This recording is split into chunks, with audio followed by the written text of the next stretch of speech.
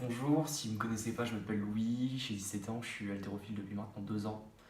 Et aujourd'hui, je vais vous présenter l'haltérophilie. On fera plusieurs parties, ce sera dans la même vidéo, mais ce sera d'abord la présentation des deux mouvements principaux, les mouvements olympiques, épaulé jeté et arraché.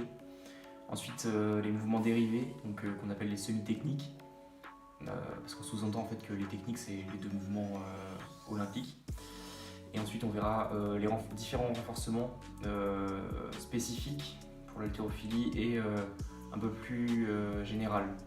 Pour se renforcer le corps, et il y aura toujours une approche avec l'haltérophilie. On va pas travailler ce qui nous sert pas. Néanmoins, ça sera important pour toujours être en bonne santé. L'haltérophilie, c'est un sport olympique où en fait le but ça va être de lever le poids au-dessus de sa tête. Pour cela, en fait, on a deux mouvements en compétition. Le premier, l'arraché, le deuxième, l'épaulé jeté. Pour vous souvenir, un petit moyen mnémotechnique, l'arraché c'est en un seul mot, et c'est en fait quand on doit passer la barre en un seul mouvement au-dessus de la tête. L'épaulé jeté, c'est décomposé en deux parties, l'épaulé et le jeté. L'épaulé, on a la barre au sol, on l'amène sur les clavicules, et ensuite le jeté, on l'a sur les clavicules et on le jette au-dessus de la tête. C'était la présentation des deux mouvements olympiques. L'haltérophilie, c'est un sport qui est quand même assez complet, ça travaille l'ensemble du corps, un peu moins les pectoraux, mais vraiment, vous allez voir je vous mettrai des petites vidéos sur le côté, par là ou par là, pour vous montrer que en fait, sur toute la phase de tirage, la phase de réception, la phase de poussée avec les cuisses, ensuite la phase de poussée avec les cuisses et d'extension avec les bras, vous allez travailler vraiment les membres inférieurs, le tronc et les membres supérieurs. Voilà qui est bon pour les deux mouvements. L'arraché, comme vous allez tirer en un seul mouvement, ça va être un peu plus difficile. Et généralement, vous aurez tendance à être moins à l'arraché qu'à l'épaulé jeté, puisqu'à l'épaulé jeté, vous avez moins de distance à parcourir, donc vous avez juste à la mettre au niveau des clavicules. Néanmoins, n'oubliez pas que tout le monde est différent. Chez certaines personnes, il y aura un écart qui sera moins grand entre les deux mouvements. C'est très rare d'avoir quelqu'un qui soulève plus à l'arraché qu'à l'épaulé jeté, c'est même quasiment impossible.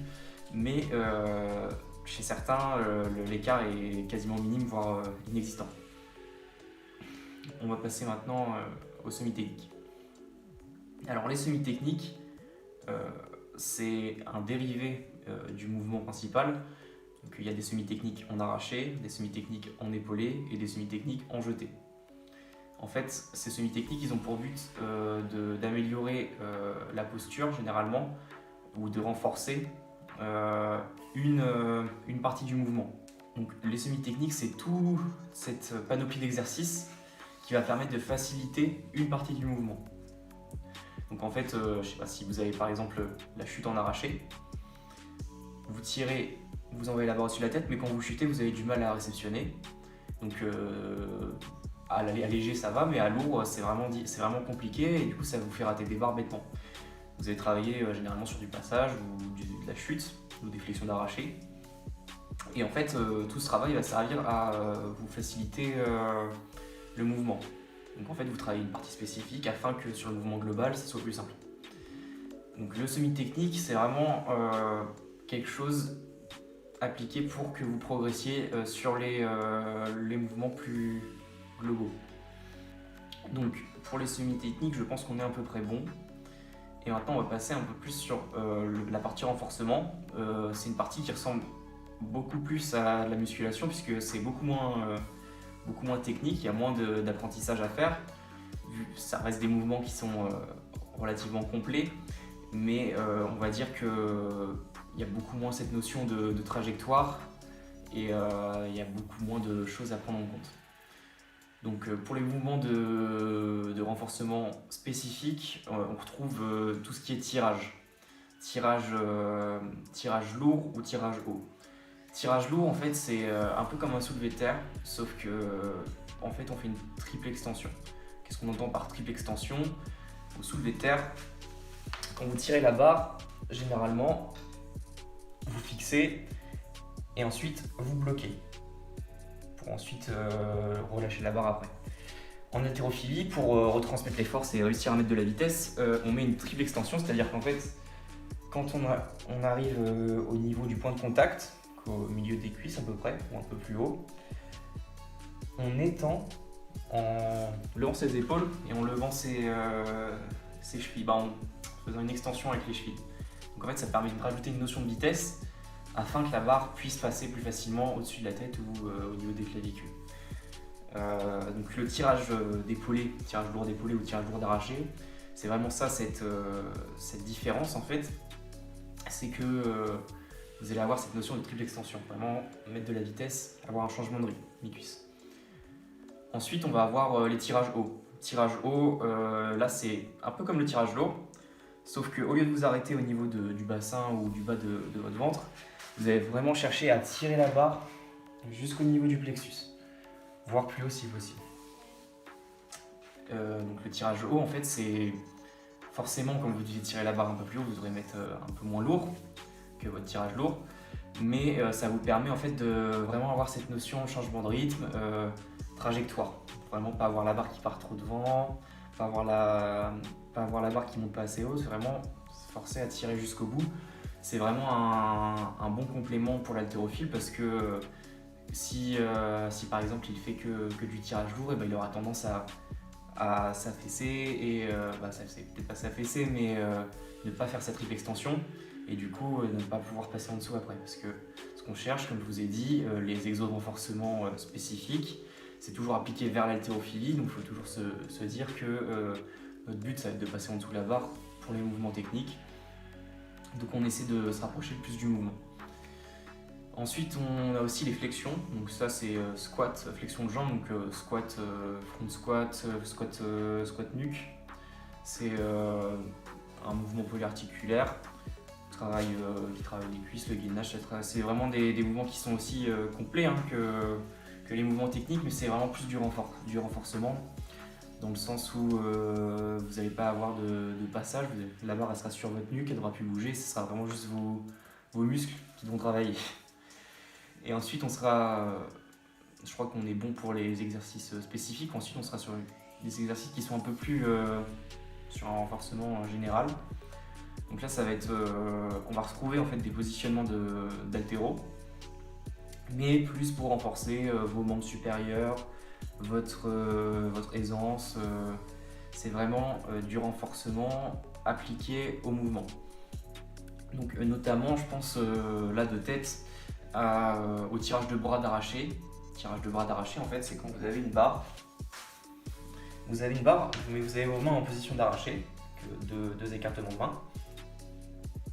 On va pas mettre de notion de vitesse, en fait. On va démarrer avec la barre au niveau du bassin. Et on va juste chercher à tirer vers le haut. Donc tirer vers le haut et passer au-dessus de la tête. Donc ça se rapproche du mouvement d'arraché, mais sauf que en fait, ça va être carrément en force. Donc ça va vraiment travailler beaucoup, c'est pour ça que c'est pas du tout. Ça va pas être un travail à très lourd comme sur vos mouvements sur une technique ou technique, mais ça sera quelque chose qui va servir à vous renforcer les épaules dans ce cas-ci. Mais les exercices sont nombreux en renforcement musculaire général. Vous avez aussi du développé clavicule, vous allez avoir sur vos clavicules, vous développez le développé militaire pour les gens qui font de la musculation, c'est la même. Vous avez aussi du développé nuque. Nous en haltéro, comme on a tendance en fait à avoir la barre au-dessus de la tête et il faut bien l'avoir au-dessus de la tête et non pas devant, on a tendance à faire aussi de la nuque, donc ça demande de la mobilité au niveau de la cage thoracique, de l'épaule, pour bien l'avoir fixée. Donc c'est pas des exercices que je recommande pour les débutants, les exercices derrière la nuque, parce que en fait vous avez une mobilité généralement qui est un peu réduite quand vous êtes débutant, c'est un peu raide, c'est pas pour tout le monde mais pour une majorité.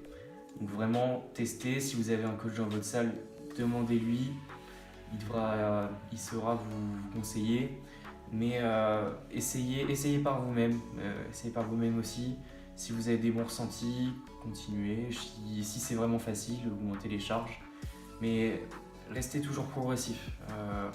Montez au fur et à mesure, faites pas des gros bonds au départ quand vous n'êtes pas avancé, quand vous n'êtes pas intermédiaire dans l'haltéro, vous êtes souvent débutant. Ne faites pas n'importe quoi. Comme j'ai dit, l'haltérophilie c'est un peu plus compliqué que les mouvements là, que je vous ai dit de renforcement, etc. Si vous venez à pratiquer l'haltérophilie, le mieux c'est quand même d'avoir un coach qui peut vous corriger parce que vous n'avez pas nécessairement un repère dans l'espace, un repère, vous n'avez peut-être pas conscience des petits mouvements parasites que vous faites, des petits défauts.